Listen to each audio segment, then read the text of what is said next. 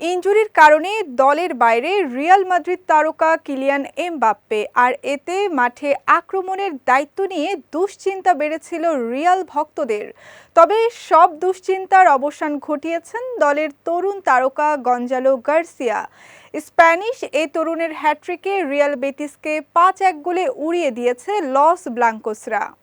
রোববার ঘরের মাঠে সান্তিয়াগো বার্নাব্যুতে দারুণ এই জয়ে শীর্ষস্থানে থাকা বার্সেলোনার সঙ্গে ব্যবধান কমিয়েছে রিয়াল মাদ্রিদ।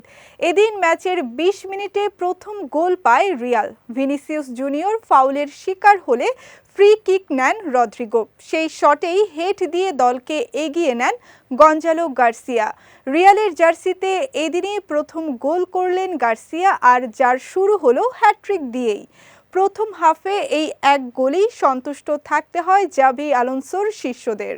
তবে দ্বিতীয়ার্ধের পঞ্চম মিনিটেই ব্যবধান দ্বিগুণ করেন গার্সিয়া। ফেদেরিকো ভালভের্দের ক্রস ডি বক্সের সামনে বুক দিয়ে নামিয়ে ডান পায়ের দারুণ শটে গোলটি করেন ২১ বছর বয়সী এই তারকা।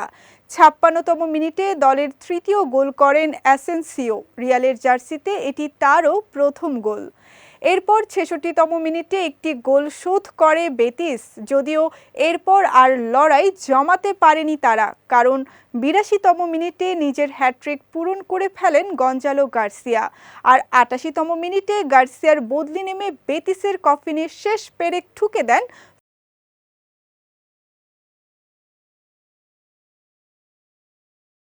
Fran Garcia. এ জয়ে ১৯ ম্যাচে ১৪ জয় ও ৩ ড্রয়ে ৪৫ পয়েন্ট নিয়ে টেবিলের ২-এ আছে রিয়াল মাদ্রিদ, আর শীর্ষে থাকা বার্সেলোনার পয়েন্ট এখন ৪৯।